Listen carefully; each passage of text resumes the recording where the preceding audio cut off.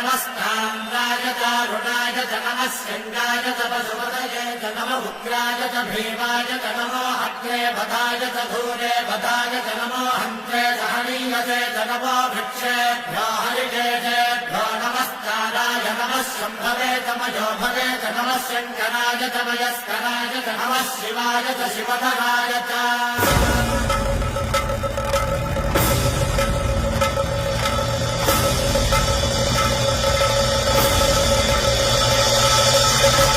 अंड ब्रह्मांड कोटी